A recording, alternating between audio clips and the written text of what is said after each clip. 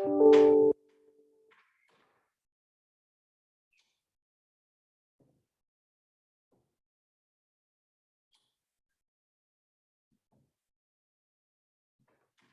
Lynn. Hi there. How are you? I'm good. How about you?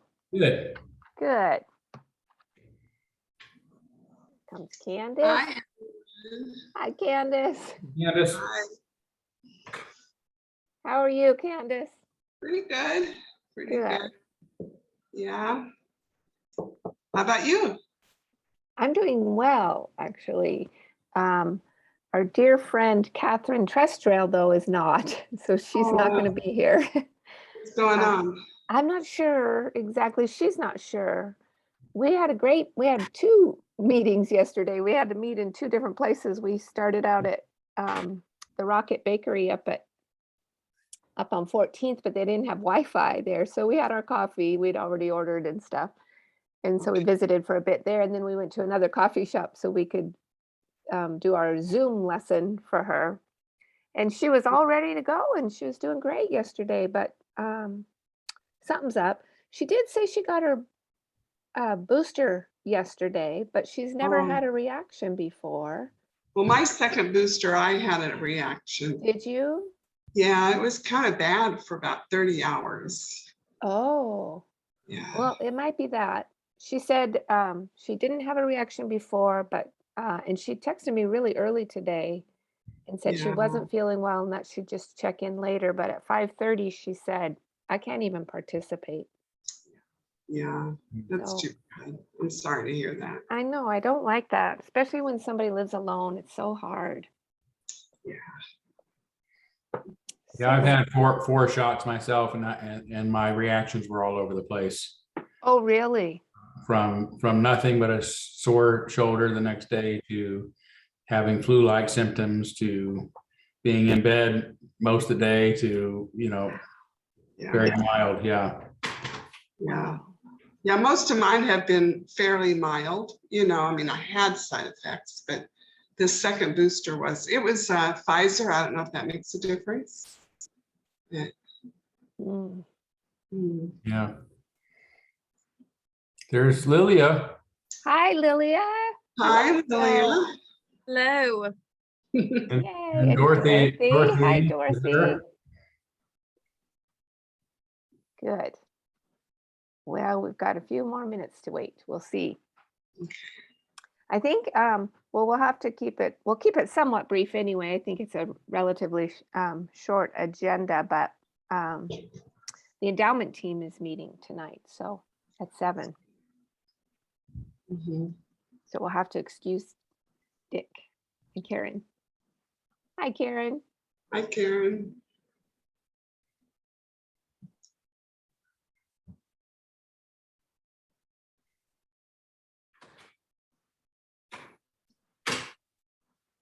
Karen, I want to know if you've read all those books. Oh, you're muted. You're muted. I can't hear you. You're muted. Yes, I have. Every single I'm one. running out of shelf space. Isn't that what, who was that? Susan Sontag said, interior decorating means many, many bookcases. Hi, Darryl. Good to see you. Betsy. Lynn, Hi, Betsy. you? Good. How about you? I'm well. Good. I'm Where are you? Are you in town? Idaho. You're in Idaho. Idaho. Hey, Candace. Hey. Is your lovely husband joining us, Karen? Yes, he'll be, he's just signing on now. Okay. He was finishing the dishes. Good man. Good man.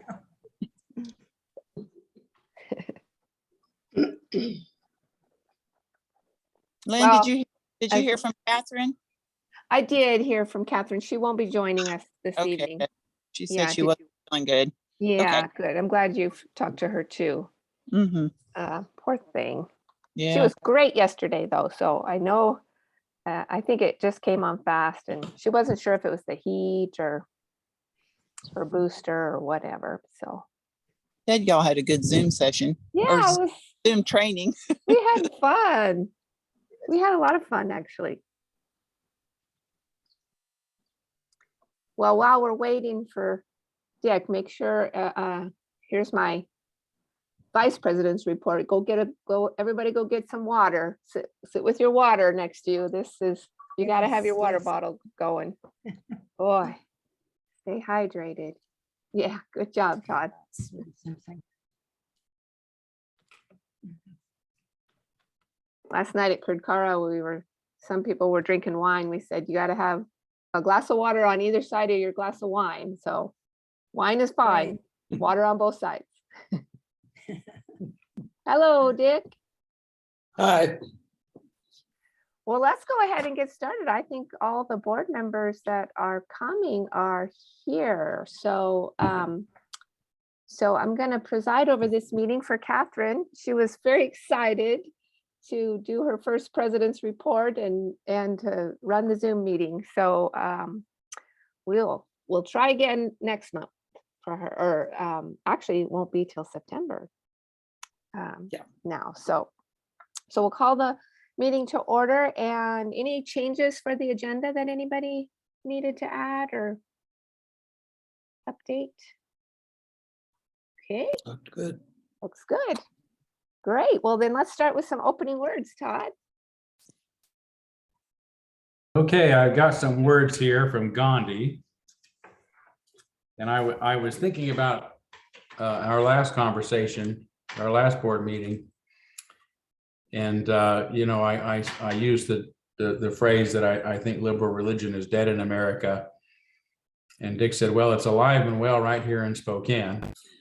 And I agreed. I didn't say it was exactly well, but I said we are standing strong. And it reminded me of this saying from Gandhi. So I'm gonna read it.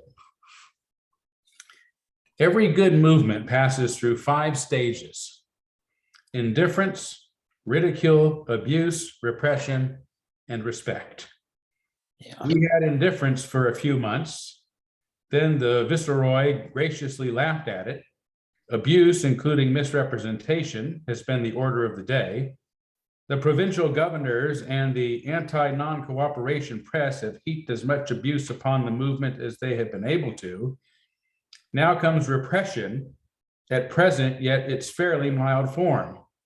Every movement that survives repression, mild or severe, invariably commands respect, which is another name for success.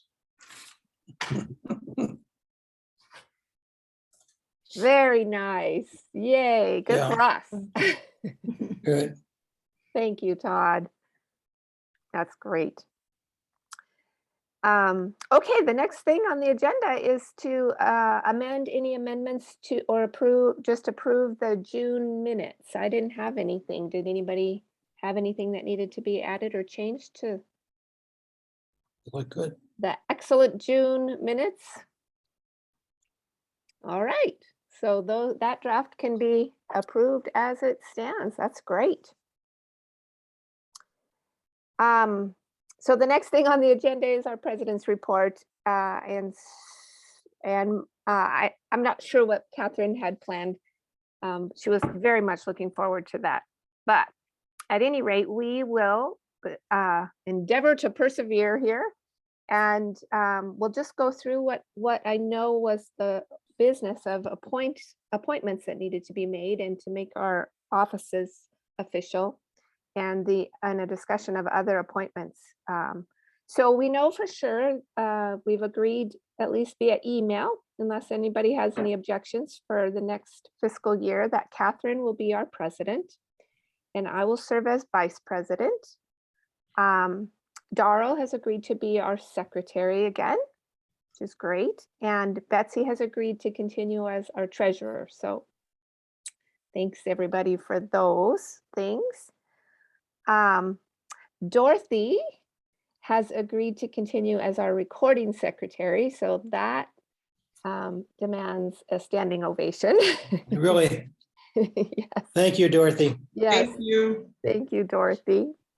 Tom Mosier has agreed to continue on as our parliamentarian advisor, which is absolutely wonderful. And then, yeah, Tom, is that you? Oh, nope, okay. So that's fantastic. And then we needed to discuss, I did not call Gordon. I think Catherine was thinking about calling Gordon and asking him if he would if he would be interested in being appointed as our moderator. I think we all agreed last year that he did an awesome job, but I thought we should also discuss, Tom served as both our parliamentarian and our moderator. And I have not spoken to Gordon about whether or not he really wants to continue to do that. Catherine was going to ask him. And so maybe we should just wait for that to see if he is interested in doing that. I think he was fabulous. Or we could ask Tom to do both, or I don't know. What are your thoughts about that, Tom, Mr. Mosier? Well, it would be better to have another person as an advisor. Although I'm sure we could work out something where I could do a dual role, but it would be better if there was another person, in my opinion. And I filled in, and I could always fill in for somebody, but. Okay. Well, I think the more the merrier too. So although I think you did do a fabulous job, that was incredible dual role at the annual meeting. And it did go fairly smoothly because you knew exactly what was coming up next for everything. So so let's wait to hear about that for our moderator, and hopefully, Gordon will be interested in that.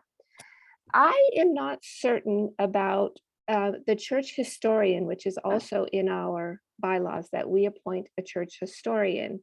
I do not recall us doing that last year. I don't think so. Or the year Or before. the year before. No, Well, actually, I remember it was probably the first year. I talked with Susan Tyler Babcock because I had some Right. questions about, and so I'm sure it came up. I asked her, "Are you still the historian?" And she said yes. She did. So But I'm that- going to just make a little note to see if maybe Catherine wants to call just to make sure that that's still the Sure. case. What does that mean? What does she do, or what? That's a pretty big deal, right? Somebody's writing our history for us, and we should probably know what that says. I think mostly it's maintaining our history. We have lots of historical records in the basement. And the historian has sort of been the person to go and look through those when necessary, or get something out of them. It would probably be nice at some point for there to be a project where we work to digitize as much as we can of our history, because it's just a flood or a disaster or a fire or whatever away from being lost. Ah, boy, that's a great That's a- idea. good point, yeah. Plus, we are making history, so we got to be up to date here. And I think that would be, I think it would be really interesting to see, this is historical. Someday people are going to look back at this time, and that should be written the way we want it to be written. Tom?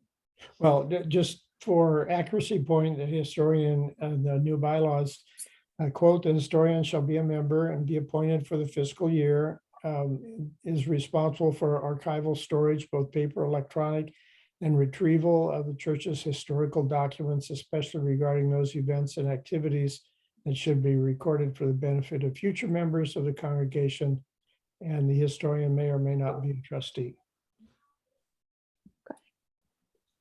Okay. Well, I'll make a little note. So Gordon and Susan Tyler Babcock here. So I have a question along those lines. which is currently, Dorothy, for example, does an excellent job of producing the minutes in electronic form. They're in a soft copy. And I'm presuming that those are stored as soft copies. But that's a presumption. I don't know that. Todd, do we keep them as paper records as well as, or just one or the other? Those are on our website.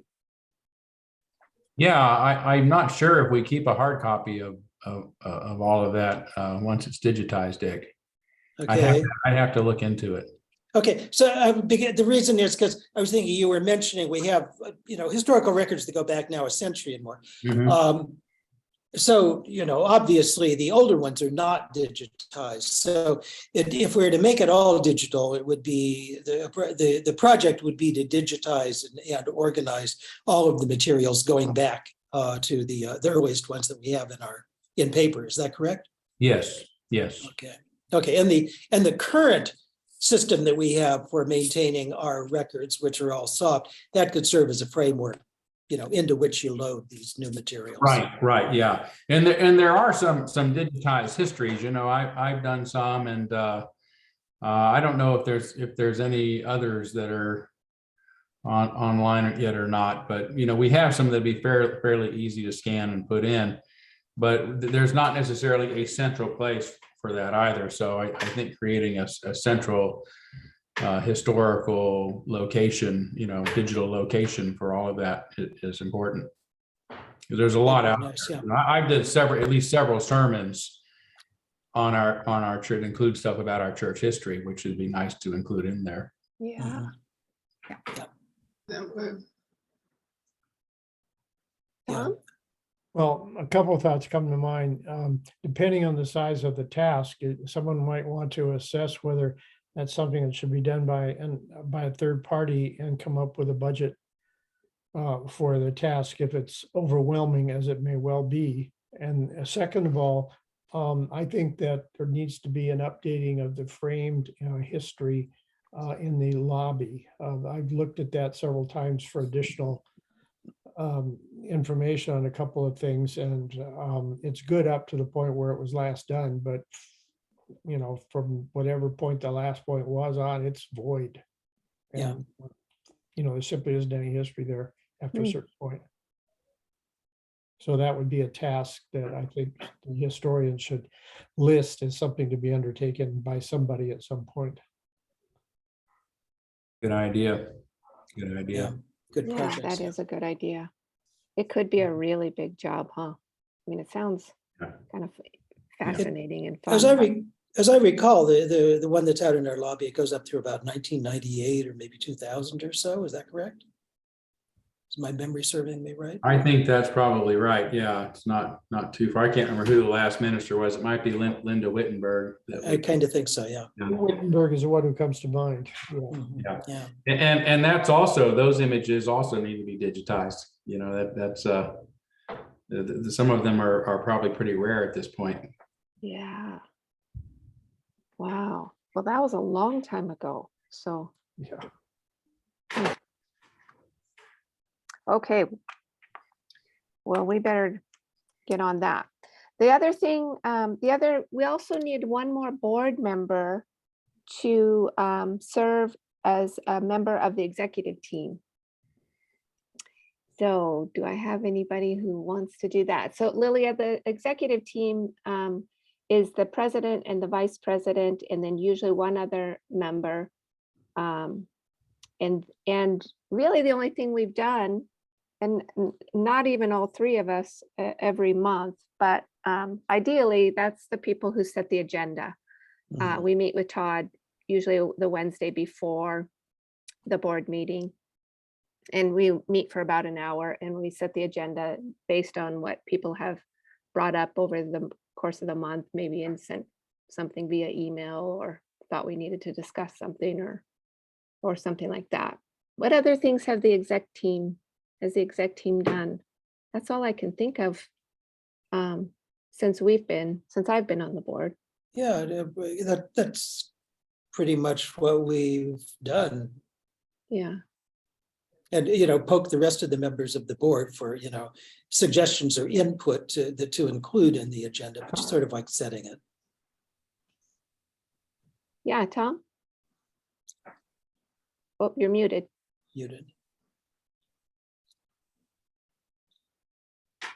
I had the bylaws up. I was trying to look at the bylaws to see, and I'm not sure I did a thorough look, but typically the executive team can take on any responsibility the total board decides to it, because it has the advantage of being less than a majority of the board. It can meet without having an official meeting with all the official notices. So there's, you have identified something that goes on routinely, but it can also be used for special purposes in order to do something to bring back to the board. Of course, the board can always just appoint special committees of board members also, of three or less, but it's really an open book, a way to assist the board with doing things between regular meetings. Yeah. Yeah, I just think the key is that it is approved by whatever it does, it's approved by the entire board in advance of any kind of work that's done, so that Right. there's not 2 people or 3 people making decisions. And it reports back to the board at the end of the time. There was one concrete example is when the breakaway church split off, there was some discussion about what the name was going to be and to avoid confusion. And I remember that the board tasked the executive board to follow up with oh, yeah. with Scott, right, to just communicate on that, and we got to. It was straightened out pretty quickly, and we reported that back to the board. So that's like an ad hoc task. Yeah, I remember that. Yeah. So anybody who wants to jump on board?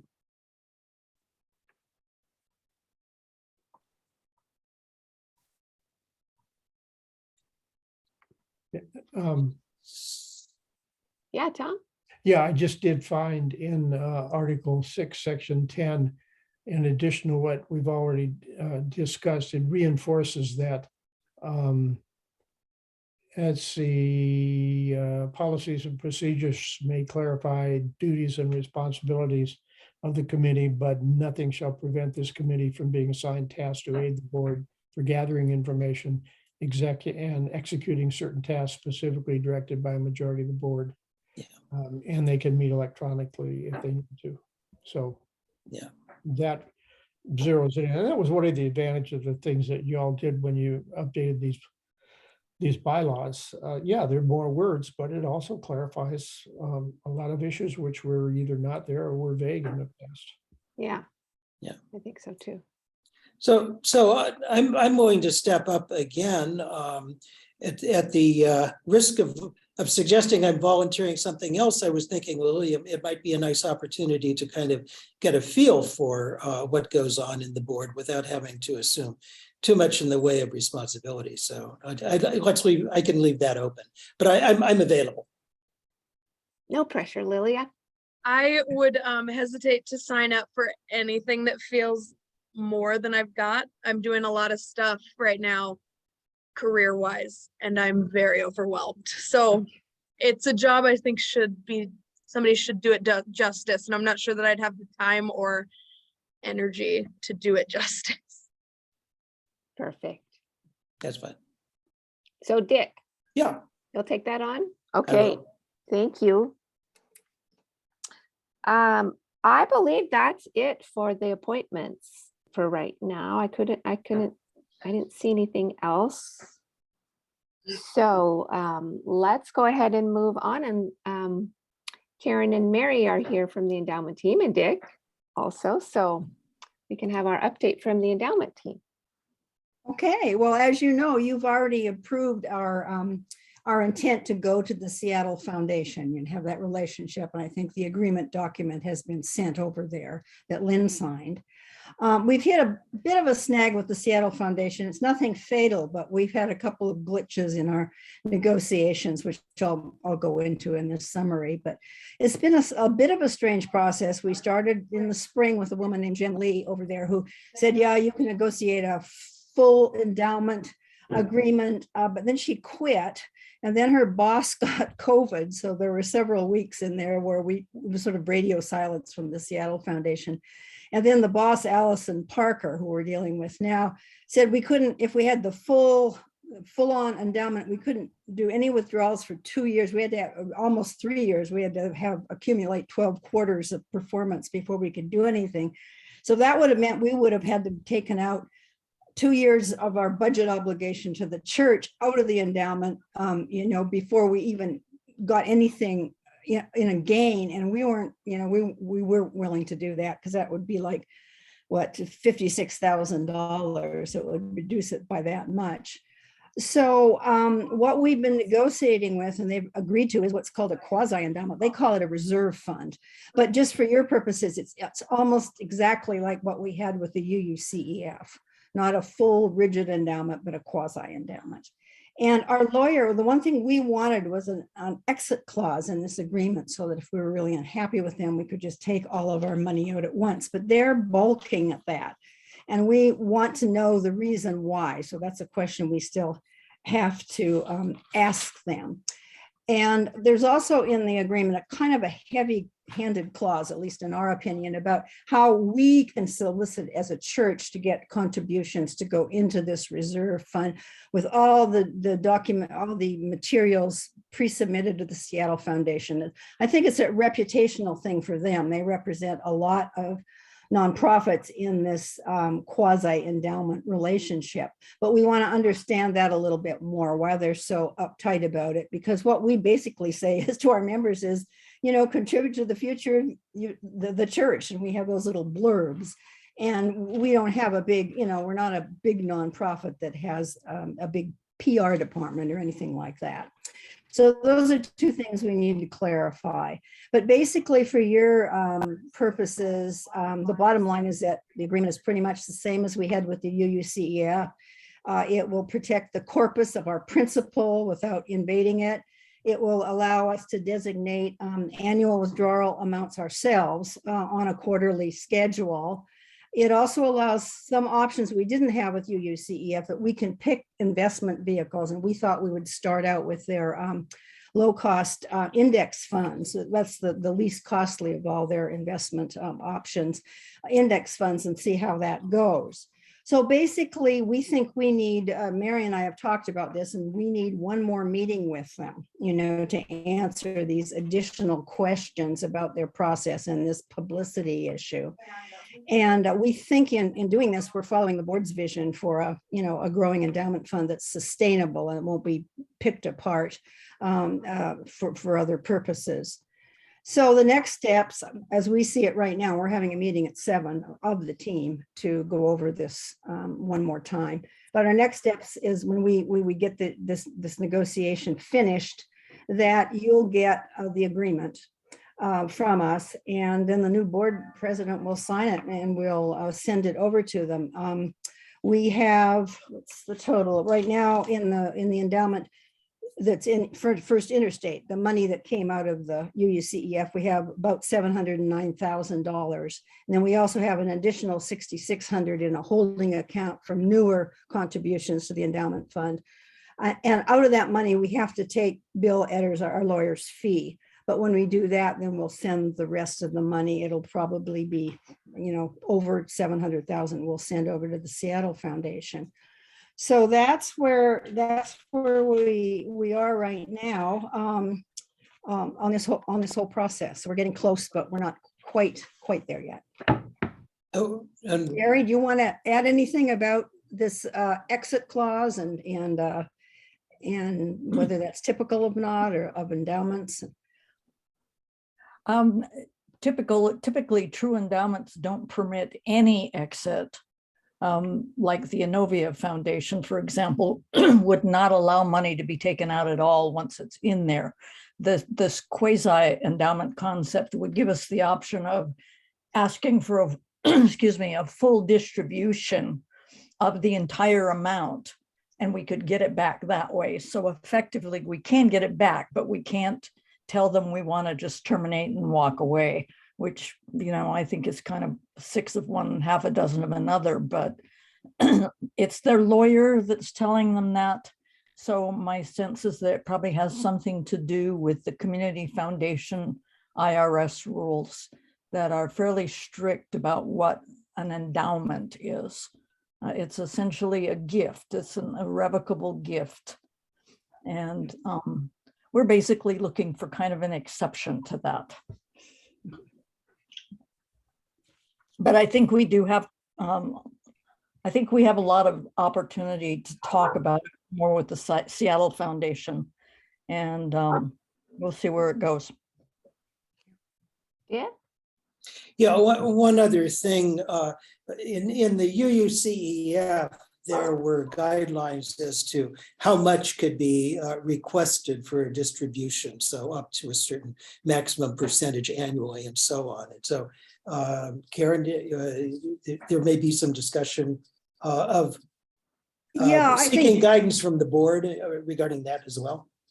possibly, although generally our policy has been, we've been taking out 4 to 4.5%, and the UUCF, as Dick said, allowed for up to 6% as a one-time, emergency, whatever, if you needed. So those are some parameters that we might want to bring back to the board. Darrell? I have a question. So if the Seattle Foundation holds firm on this, not allowing the church to withdraw in mass, is that a deal breaker, do you think? Well, it depends on whether, when they tell us that we can request a full distribution and get it back, constitutes essentially leaving the fund. If basically what they're saying is, no, we can't allow you to simply terminate, but yes, we can allow you to take all your money out, then I don't think it's a deal breaker, because we'll get effectively what we wanted out of it. If they say, though, like the Inovia Foundation would have, that you can never take your money out once you put it in, then we may have to look at something else. Okay, thank you. That was kind of the idea that the UUCF fund was also, right? Because I remember when we were initially going about this whole change, that was definitely part of our conversation, was we weren't going to be able to get it all at once. And that was kind of a surprise to us that we actually were able to. Yeah, it wasn't written down in the agreement that we signed with them 10 years ago, that anything about withdrawing money or not withdrawing money. So it was a surprise. I mean, when I sent the email to the treasurer in Boston, his assistant just said, yeah, well, your email is notice and we'll send you all your money. So it was very, very easy, but it was kind of a surprise that it was that easy. Yeah, it was a pleasant surprise. I remember that. And so that wouldn't have been a deal breaker right there. I mean, it would have just been, well, that's the way it goes. We have to do it the way they said, but we get our money when we want. I think the clause of the UUCF was in there, though, so there wouldn't be a mass withdrawal by lots of different organizations. That would make it hard for them to sell off their funds and distribute the funds. So I think that's why that clause was in there. Mm-hmm. Yeah, there were some timing considerations for the UUCF about getting out of current investments. Right. So, Mary, a question. This can't withdraw from endowment fund, which Inovia had, and we're working around with the Seattle Foundation. Why do they do that? Who, Inovia or?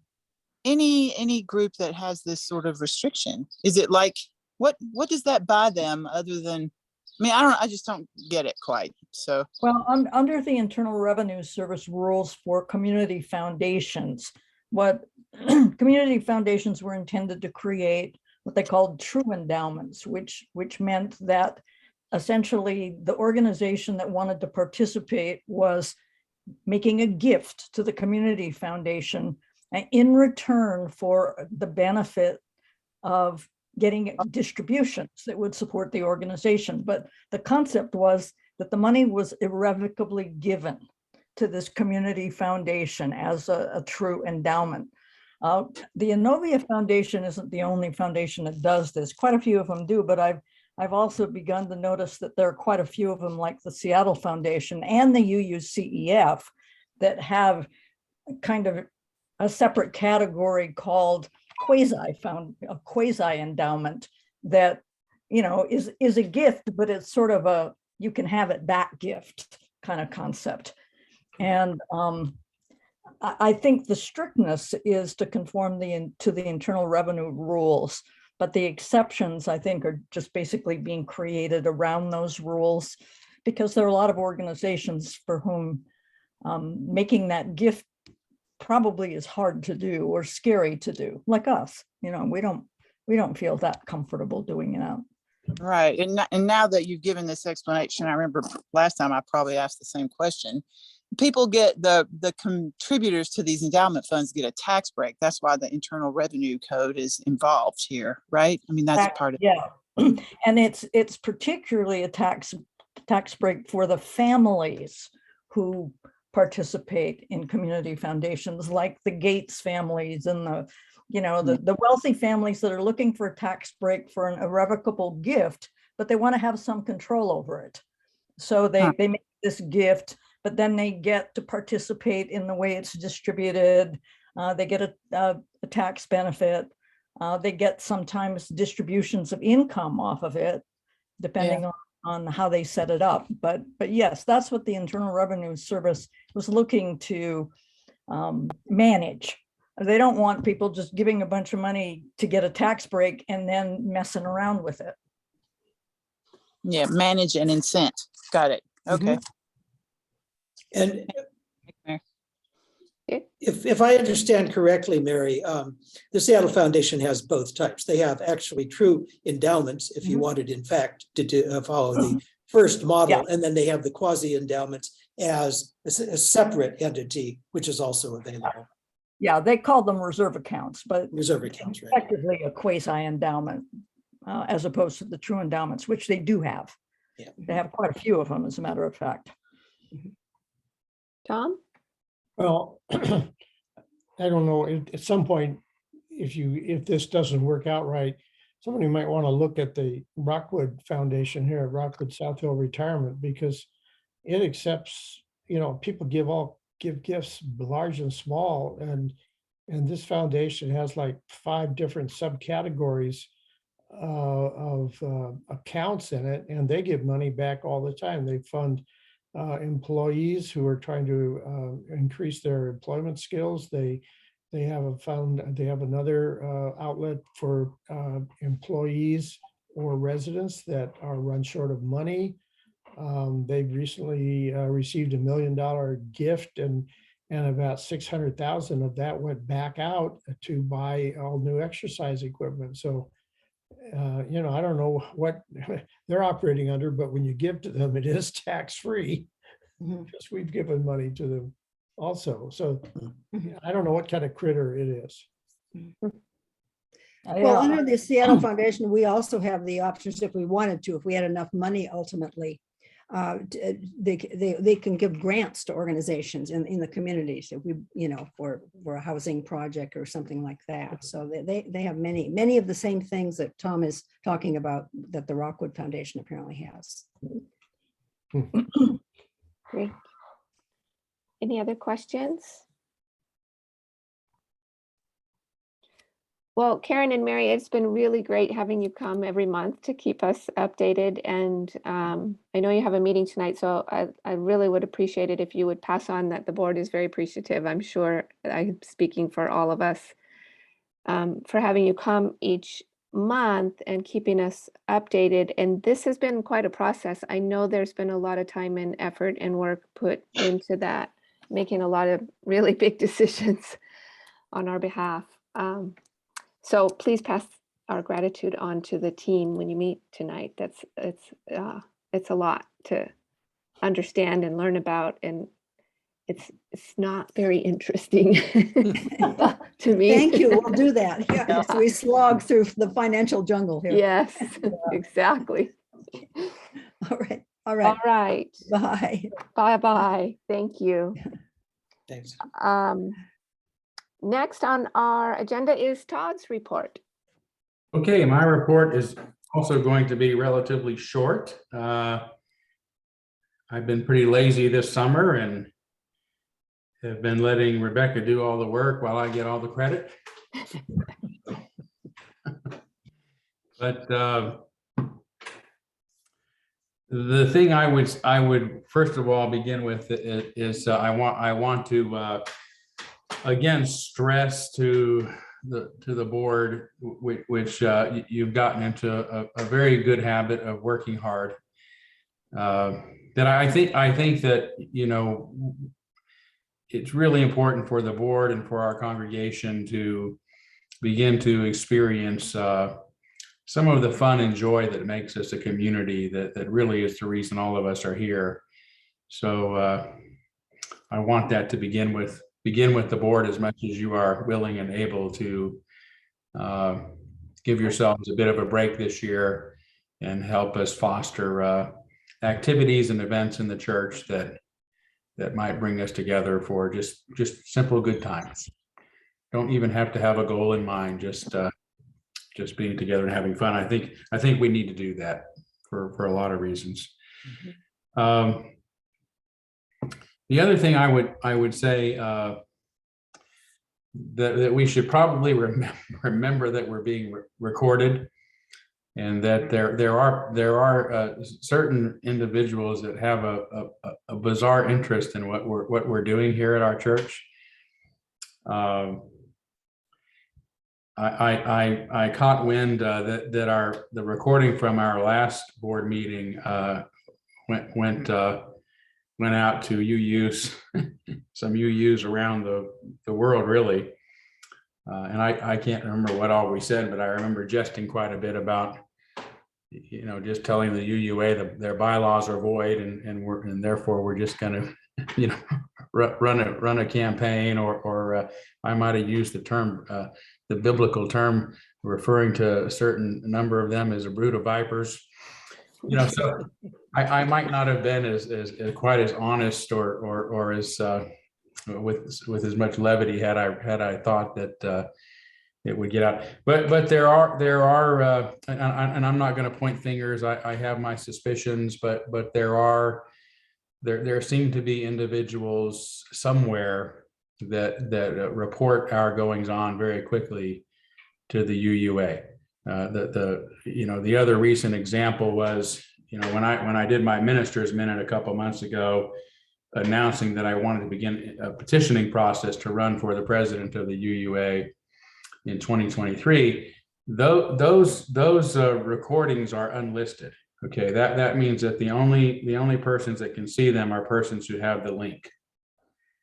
Okay, and yet within a week, the UUA had sent me a nasty email telling me I was in violation of their bylaws, which clear violation of their bylaws, which clearly I was not, clearly I am not, and clearly they are anti-democratic, if you're watching, in many ways.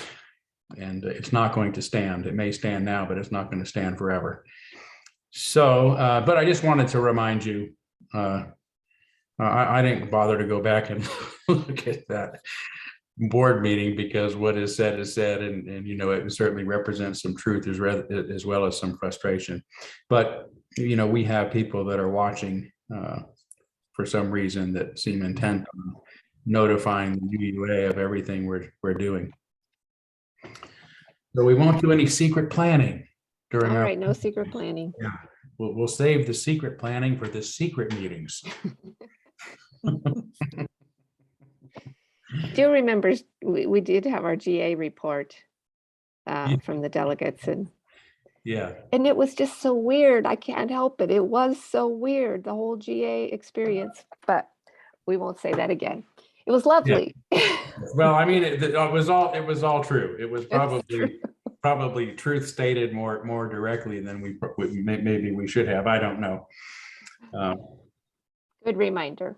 Yeah. So I just said, and then the final thing I would say is that I've been wanting some time to sort of take our online ministry to the next level by enabling those who can only attend online or do only attend online, particularly our distance members, to engage more with one another and to engage more in our congregation. And so one of those distance members is Terry Anderson. Some of you may have met him when he and his partner Susan were here a few months ago from Canada. They were visiting and they came by a church service. Terry has come up with a nice plan for moving forward. And so I'm going to be working with him. It's going to involve probably an initial test of our system to make sure that we can connect our stream to a Zoom so that people can both stream or Zoom and be in a Zoom room together. It's going to require getting some volunteers and training some leaders for those Zoom meetings, and also training some person or persons who will be on site, who can also help maintain the meeting during our social hours. So the plan is to bring out one of our big screen TVs that's on wheels, about 55-inch screen, and connect a tablet to it. So there's a computer and microphone, and so that folks can engage also during our social hour. They can both see what's going on, but people can walk up and talk and converse with them as well. So we're hoping to do this and launch sometime in September. Nice. Which church is he affiliated with in Canada? I can't remember which one he's at. If I remember right, he's in Ontario. Okay. Uh, Big province. Yeah, right. Yeah, the one in Ontario. Actually, I don't. We have a few Canadians who join us or watch our services. In fact, I got another email this morning from Mary Bennett, who's in also in Canada, who's also interested in helping with more of an online ministry, and made some suggestions as well. So yeah, so I think that's nice. great. Yeah. Tom Yeah. Mosher has his hand up. Well, this is interesting because I see a possibility, and I don't know whether you all have looked at or discussed, but one of the features that we liked, that those of us who went to Arizona for the winter liked at the Chandler Church, the Valley UU Church, was that they had a number of adult programs. One of them that was most popular was a monthly meeting regarding local and state politics. And I could see any number of adult programming things along the line of being able to adjourn after the second service or after the first service or whatever to, for instance, the chapel, and have a group that would be partially online and partially in person, persons where there would be like an adult programming thing that would be both this, Zoom and in person. And I think that would fit in with the theme you just talked about. And not necessarily something open or just randomly open during social hour, like a TV in the friendship hall, but something where people could go who definitely wanted to get involved with something that may even have a subject or a topic, and have a prescribed time. It would take place every third Sunday or fourth Sunday of the month, something like that. Yeah, that's a great suggestion. And in fact, I had an email from my colleague out on the West Coast, Craig Morrow, about wanting to discuss doing some courses for our congregation, maybe even speaking on a semi-regular basis. So that's another opportunity, for involving some, because he is of course in the Portland area, so he would do it remotely. So yeah, it all seems to maybe be coming together. We have the need, and now we have an interest, and we have some folks stepping up to help. So That's great. yeah. Yeah, I do love the idea of, there is just a different feeling of participation in a Zoom meeting than there is in live streaming. As much as I appreciate live streaming, particularly in the summer, but to be there via Zoom, I think it would make just that one step more participatory. Mhm. So great idea. Good. Okay, that's it for you, Todd? That's it for me. All right, next on our agenda is Candace with our ops team report.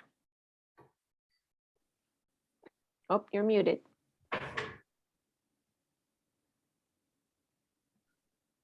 Here we go. All right. The new playground equipment has been picked out by the RE children and will be ordered this week. And volunteers are being sought for the takedown of the current structure. Rebecca Adams and Lynn Hurt, our bookkeeper, are going through the church's financial records this week. And at the end of the year 2021-2022 financial report will be posted in the foyer by next Sunday on the bulletin board. There is currently $41,133.71 in the Capital Reserve Fund. The security cameras are up and running and operating well. There was discussion about how best to acquaint various Sunday volunteers with the church's emergency protocols, but no decision has been made. And these protocols are also permanently posted on the bulletin board in the foyer. Discussion continues about the feasibility of swapping out our commercial appliances in the kitchen for residential grade appliances. Advantages include cost savings, as the commercial grade appliances are expensive to maintain and repair and consume a lot more energy to run, for example, the refrigerator. While the laws regarding the allowance of church rental facilities have not changed in recent years, these restrictions are now being enforced more strictly. It may not make financial sense to continue to pay for the upkeep of the commercial grade appliances, given the rental restrictions for nonprofit institutions. The team discussed the pros and cons of having a little food pantry set up outside the church. As Second Harvest no longer picks up donations in the food bin outside the office, these items could instead go to stocking the pantry. And Rebecca is working with Julianne Morse to figure out how this might be set up. And lastly, the operations team will move to meeting once a month on the second Tuesday of the month. If an issue arises that needs more prompt attention, an additional meeting can be scheduled, or an email conversation might suffice to discussing the issue. Questions for ops team stuff, guys? So the question, the pantry that you're talking about, this would be something where people would donate and then people who have need, they could just come and pick up stuff? Yes. Okay. I'm great. seeing more and more of those just around town, driving around. I love that idea. There's one at the church just down the street from me, and there's one a little bit north at a church. Lots of churches have. They look like the little flea libraries that you Right. see in your neighborhood, and there's just cans of food and bags of pasta and all that good stuff in there. So it's pretty cool. Good. Well, last but not, thank you, Candace. You're welcome. And thanks for continuing as our ops team liaison. You're welcome. Last but not least, guys, is, and we better do this before Dick leaves us, to secure a date. I didn't talk to Catherine about when she might be available for in September. We talked about doing our board retreat. So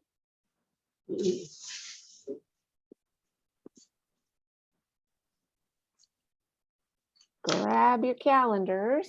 Mhm.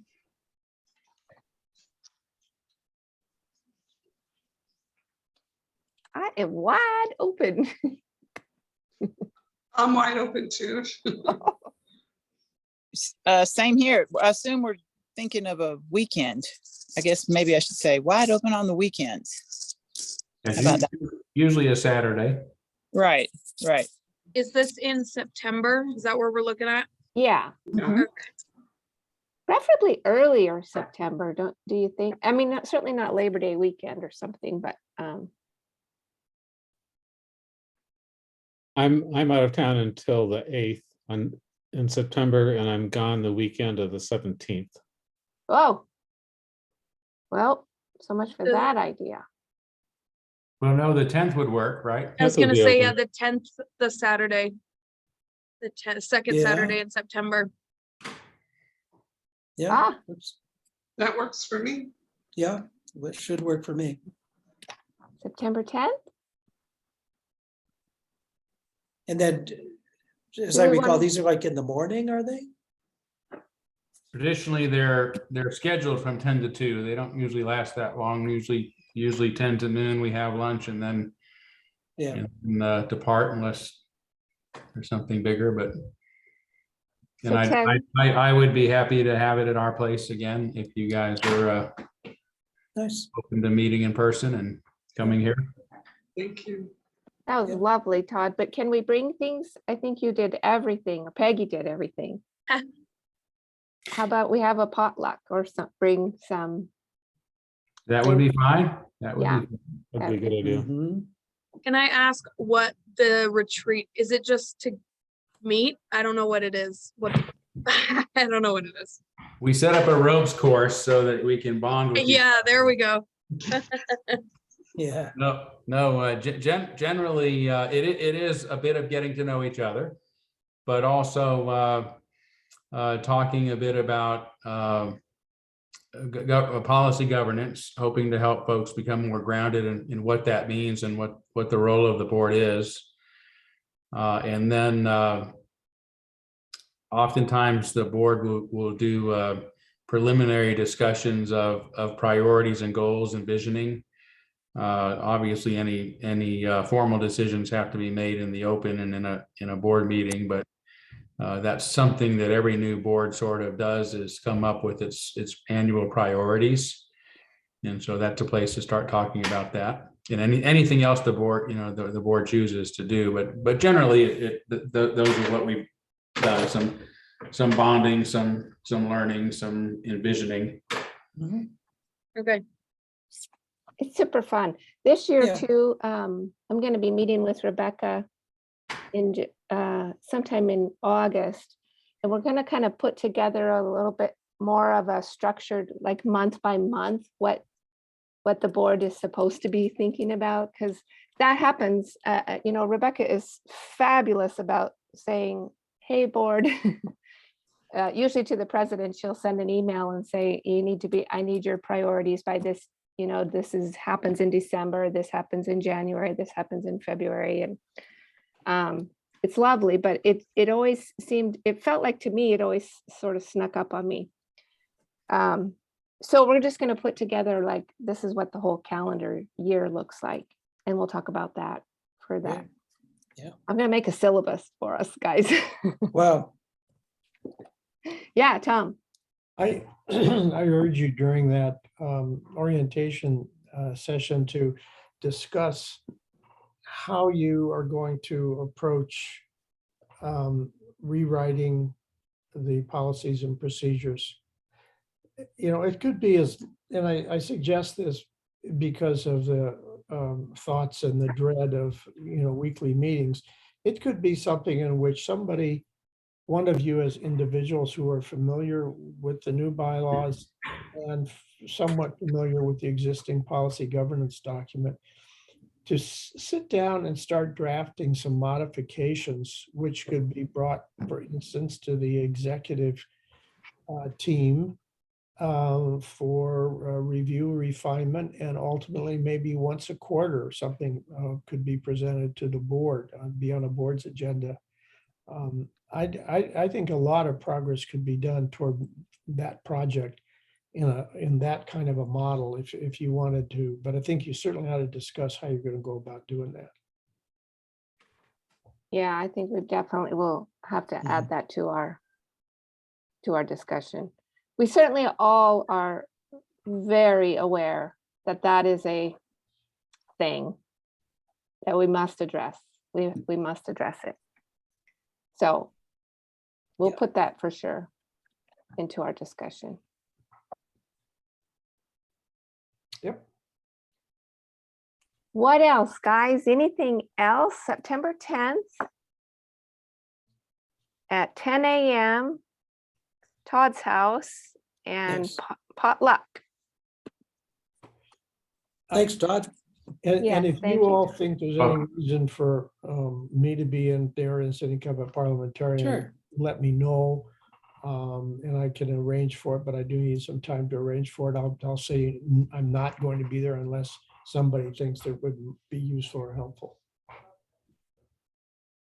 Okay. Great. All right. Well, it is 6:57. I think we've got all the business done. So I guess we'll call our first fiscal year 22-23 meeting adjourned.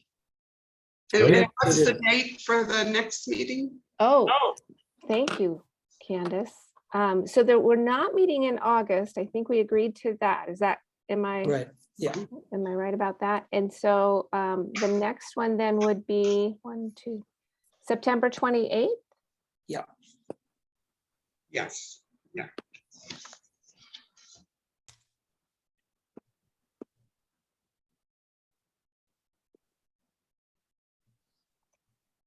My dog is getting groomed that day. I started to write board grooming in my calendar. Okay. Anything else? Happy think summer, so. everybody. Enjoy. Okay, Yeah, it's lovely. Great. Stay you. hydrated, stay cool. Great. bye-bye. All Thanks. right. Thanks, Bye. everybody. Bye-bye. Bye, Lillian. Bye-bye, Nice all. to see you here. Thanks for joining us.